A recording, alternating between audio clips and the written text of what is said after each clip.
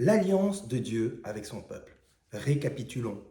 Dieu crée l'univers, visible et invisible, dont l'humanité. Malheureusement, Satan, qui n'était pas d'accord avec le projet divin, tente Adam et Ève, qui choisissent de suivre la voie de Satan plutôt que d'obéir à Dieu.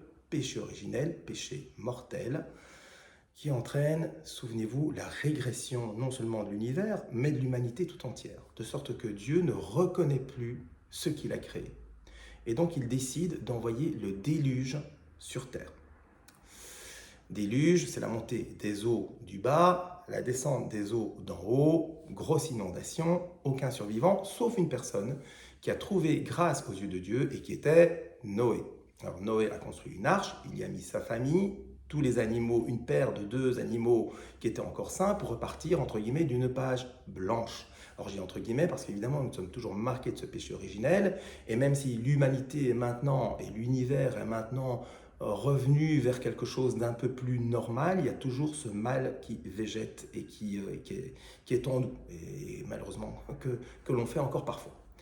Mais il y a toujours une personne qui ressort dans cette histoire, et c'est toujours une personne qui trouve grâce aux yeux de Dieu. Et après le déluge, donc il y a les patriarches d'avant le déluge, puis il y a les patriarches d'après le déluge, et donc ici je vais parler du premier patriarche très important d'après le déluge, qui s'appelle Abraham. Alors Abraham est issu de Noé, et Abraham, qui c'est? Eh bien simplement, c'est un gardien de troupeau qui craignait Dieu, qui n'avait qu'un seul Dieu, et qui lui faisait confiance. L'inconvénient, c'est que sa femme Sarah était stérile. Un jour, Dieu lui apparaît et lui dit « Quitte la terre de ton père et ta mère et va vers le pays que je te montrerai. » Alors déjà, premier gros challenge pour Abraham, imaginez-vous, Dieu qui lui dit « Quitte le pays où tu habites et va vers un autre », c'est comme si on vous disait « Quitte ta maison, maintenant va vers une autre maison ». Même si c'est Dieu qui le dit, je crois que c'est assez lourd à gérer. Mais Abraham le fait. Abraham a eu beaucoup d'épreuves. Voilà, parfois, il n'avait pas confiance en lui. Il se rendait dans certains pays. Il n'osait pas dire que Sarai était sa femme parce qu'il avait peur d'être assassiné. Allez lire dans les Écritures, il y a les références ici en bas. Allez lire, mais c'est extraordinaire. Ensuite, Dieu lui promet d'avoir une descendance aussi nombreuse que les grains de sable sur la plage, aussi nombreuse que les étoiles dans le ciel. Abraham, bien sûr, le croit. Mais le temps se fait long, 50, 60, 70, 80 ans, toujours rien. Alors évidemment, Sarai, qui était très déçue de cela, a dit, écoute, prends notre servante et une relation avec elle et on verra ce qui se passe. Et effectivement, sort de cette relation avec la servante Ismaël. Sauf que Ismaël n'a rien à voir avec l'évolution et la descendance qui va mener jusqu'à Jésus-Christ. Et donc, finalement, Sarah tombe enceinte, et vraiment beaucoup plus tard, et elle tombe enceinte d'Isaac. Alors, magnifique, grande joie, sauf que Dieu apparaît à Abraham et lui dit « Écoute, tu vas me sacrifier ton fils Isaac. » Pourquoi Dieu lui dit cela? C'est simplement pour vérifier sa foi. Il voulait vraiment voir s'il pouvait compter sur la foi indéfectible d'Abraham. Et la foi d'Abraham, au fur et à mesure du temps, après de multiples épreuves, s'était vraiment renforcée encore plus.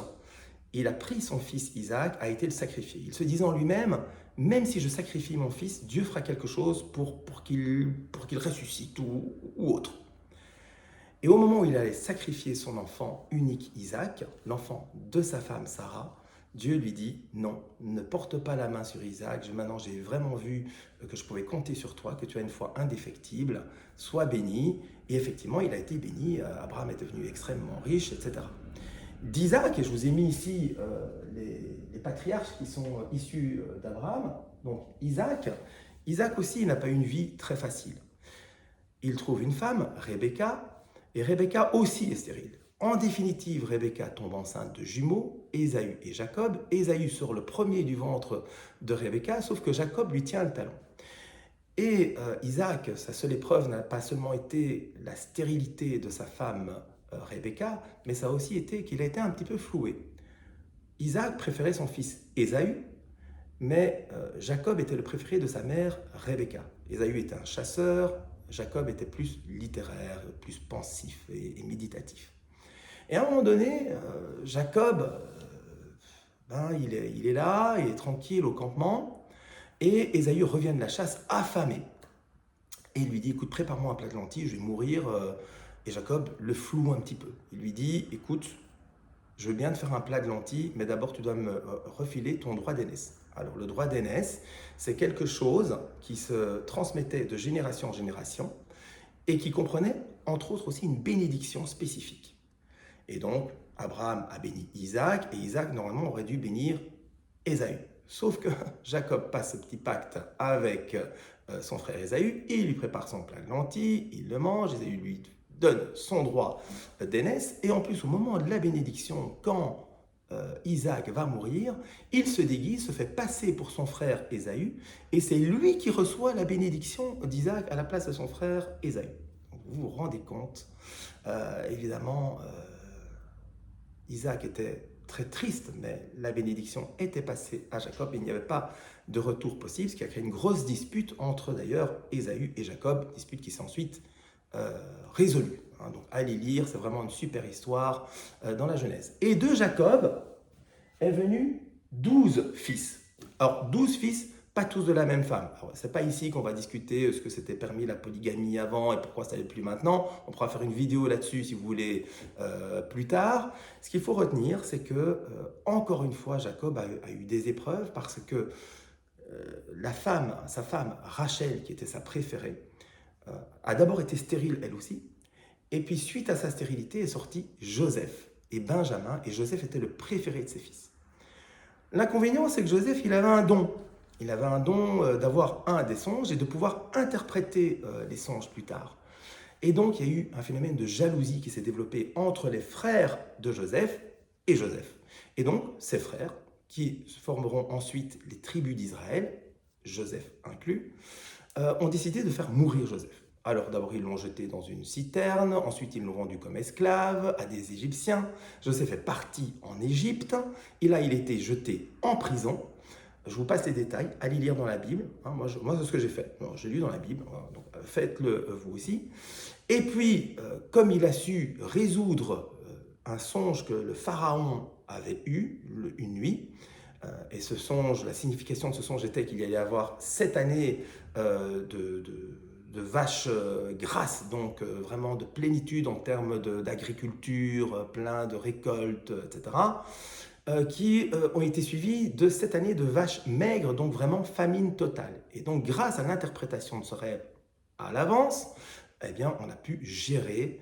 Pharaon a donné la gestion de l'Égypte à Joseph et Joseph a bien pu gérer les récoltes en mettant une partie chaque année de côté pour subvenir aux besoins de la population pendant les 7 années de vaches maigres, de sorte que tout le pays aux alentours où habitaient Jacob et ses 10 frères ont été obligés de revenir voir Joseph et pour acheter de quoi manger. Et là, Joseph a eu une petite histoire avec ses frères ne l'ont pas reconnu, lui a évidemment reconnu ses frères, et petit à petit, eh bien, il y a eu cette réconciliation, le pardon de Joseph donné à ses frères, mais aussi et surtout l'implémentation du peuple d'Israël en Égypte, qui va s'agrandir, et évidemment, on va arriver à Moïse plus tard, qui va faire sortir le peuple juif d'Égypte. Mais ça, ce sera pour une prochaine vidéo. Ce que je voudrais que vous reteniez de cette vidéo, c'est que, évidemment, Dieu trouve toujours le moyen, petit à petit, avec des hommes qui ne sont pas meilleurs que nous, mais il trouve le moyen de marquer son amour, et il y a toujours des hommes qui trouvent grâce à ses yeux. Alors, est-ce que ces hommes étaient extraordinaires? Est-ce qu'ils étaient fabuleux? Est-ce qu'ils avaient des dons spécifiques? Parfois oui, on l'a vu avec Joseph, mais surtout ils avaient la crainte de Dieu, ils n'avaient qu'un seul Dieu. Ils lui faisaient confiance, malgré un peu des échecs, comme nous on peut aussi le faire. Ils ont tous souffert, des grosses souffrances, mais chaque fois Dieu a fait ressortir le bien de leurs souffrances. Et c'est exactement comme nous devrions être. On devrait avoir une crainte de Dieu. Alors je sais qu'il y a beaucoup de gens qui disent « Oui, mais vous les catholiques, vous avez peur de Dieu parce que vous avez peur d'aller en enfer. » Non, la crainte de Dieu, c'est un des 7 dons de l'esprit et ça pousse à faire le bien. Il nous faut faire confiance au Seigneur. Il nous faut lui donner nos souffrances et mettre nos souffrances en perspective avec lui, les assumer et le Seigneur fera sortir du bien de notre condition actuelle. Voilà, sur ces paroles, je vous invite toujours, et je le dirai à chaque vidéo, vous êtes chrétien catholique, allez vous confesser plusieurs fois, allez à la messe, recevez l'Eucharistie et grandissez dans la foi, dans les 3 vertus théologales, la foi, l'espérance et la charité. Vous n'êtes pas encore chrétien catholique, c'est pas grave, c'est même une très bonne nouvelle. Parlez-en à un prêtre, dites-lui votre désir d'être baptisé, soyez baptisé et puis vivez les sacrements dans notre magnifique Église catholique. Voilà, je vous laisse ici, je vous dis à la prochaine vidéo. Au revoir et à bientôt.